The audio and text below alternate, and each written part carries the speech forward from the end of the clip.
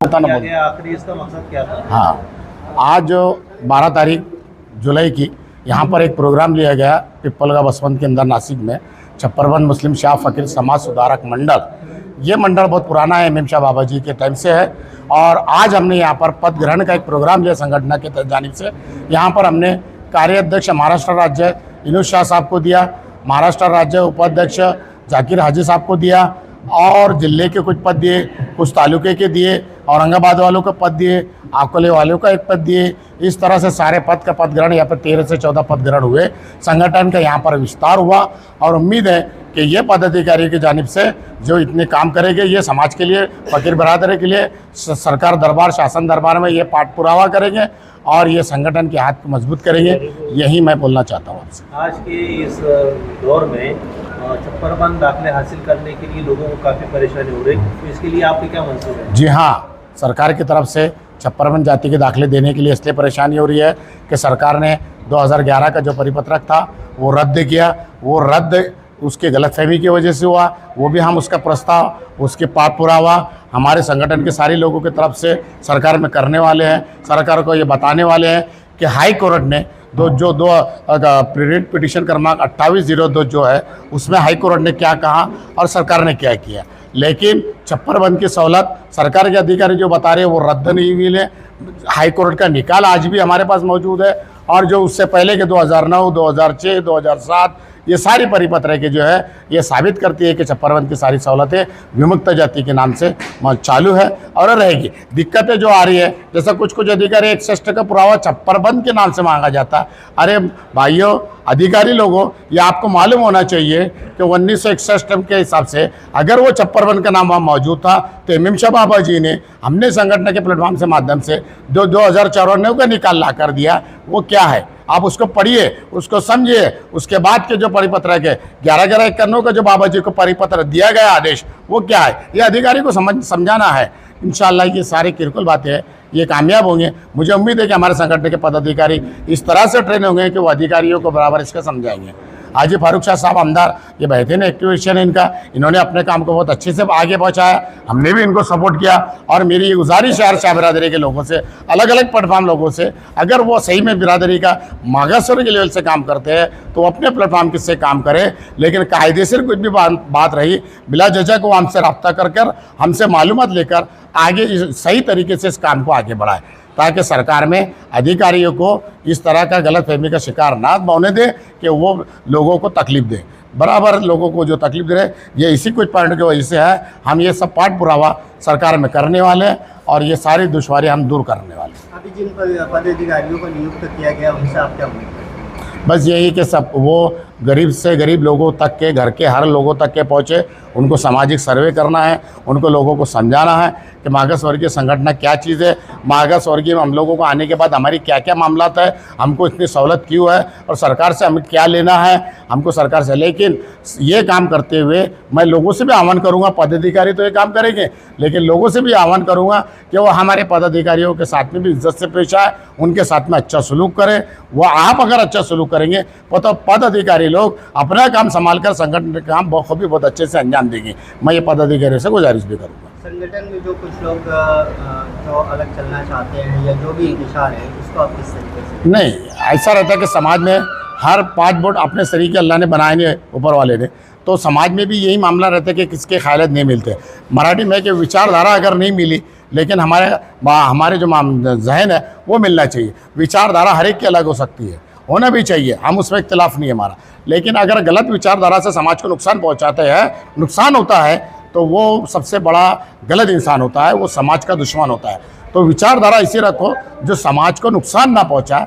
अगर आप अपने लेवल से विचारधारा अलग रख के काम कर रहे हैं तो आप ये सोचिए कि आपने अपने काम, जहाँ पर आपका इलाका है, आपने वहाँ के इलाके के हिसाब से सरकारी नियोजन, सरकारी अनुदान, सरकारी योजना जो मागास वर्ग के लेवल से, वो आपने कितना फ़ायदा वो लोगों को दिया। यही इबादत का तकाजा है और अल्लाह यही इबादत को मानता है और अल्लाह यही इबादत को कबूल करता है। आज की सभा के बाद सबसे पहला काम, जो सबसे बड़ा काम आपकी संगठन करने वाली है आपके समाज के लिए, वो क्या होगा?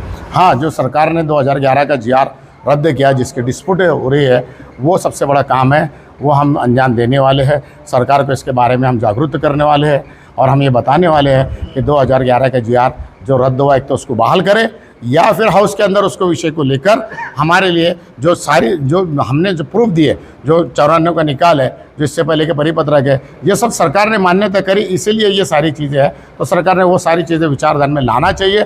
ये हम एक प्रस्ताव सरकार को देने वाले हैं। बहुत जल्द हम ये काम आगे सरकार में बढ़ाने वाले हैं। और एक चीज़ ये, जैसे आपने ये कहा कि भाई इंतशार जो है वो कैसे ख़त्म हो, तो ये आज की मीटिंग में इंशाल्लाह जो है हम लोग कोशिश करेंगे कि इंतशार को ख़त्म करेंगे। जहाँ इंतशार है हम खुद पहुँचेंगे और वहाँ जाके उनको जो सही बात बतलाएंगे। और चाहे वो अगर से हमसे आगे बढ़ना चाहते तो भाई आप आगे बढ़ो, लेकिन कौम का नुकसान ना हो, ये ऐसा काम करके हम इंशाल्लाह जो है पूरी बिरादरी को, पूरे जितने भी छोटे मोटे संगठन है उनको एक करेंगे। ऐसी हमारी अल्लाह पाक से जो है उम्मीद है कि भाई अल्लाह पाक हम सबको ये जो कामयाबी अता फरमाए। आमीन आमीन। मैं इनोज शमशुद्दीन शाह, पिपलगांव वसवंत, नासिक,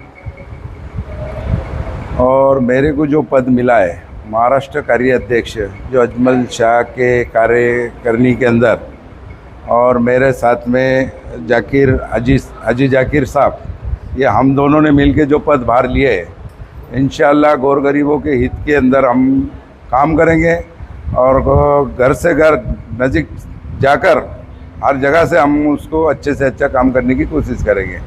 और दूसरी बात, क्या ये जो वैलिडिटी जात का दाखिले का जो मुद्दा है, ये मुद्दे को फारूक आमदार साहब भी हमारे साथ है। इंशाअल्लाह हम उनसे भी जाके रिक्वेस्ट करेंगे और उनसे मिलकर, और ये जो हाजी अजमल शाह, हाजी फारूक शाह और ये सब मिलकर हम एक टीम बनाकर और इस प्रोग्राम को और ये वैलिडिटी के मुद्दे को ख़त्म करेंगे। अस्सलाम वालेकुम रहमतुल्लाह। मैं जाकिर शाह बशीर शाह धुलिया से हूँ। आज सारी बिरादरी ने और अजमल शाह साहब ने जो हमको जो पद दिए, इंशाअल्लाह वो पद का जो है हम पूरा जो फ़ायदा उठाएंगे और बेलौस काम करेंगे इंशाअल्लाह। उसमें भ्रष्टाचार नहीं करेंगे और जितना जो है मुसलमानों का और ईमान वालों का और हमारी बिरादरी का फ़ायदा हो, ऐसा काम करेंगे हम इंशाअल्लाह। और जहाँ तक जैसे इससे पहले पूरा महाराष्ट्र जो है, महाराष्ट्र के सभी बड़े बड़े ज़िलों से अच्छे लोग जिम्मेदार जो है माजी आमदार डॉक्टर फारूक शाह साहब, इनके जो है ऑफिस पे जुड़े थे और उनके जो है नेतृत्व में काम करे थे।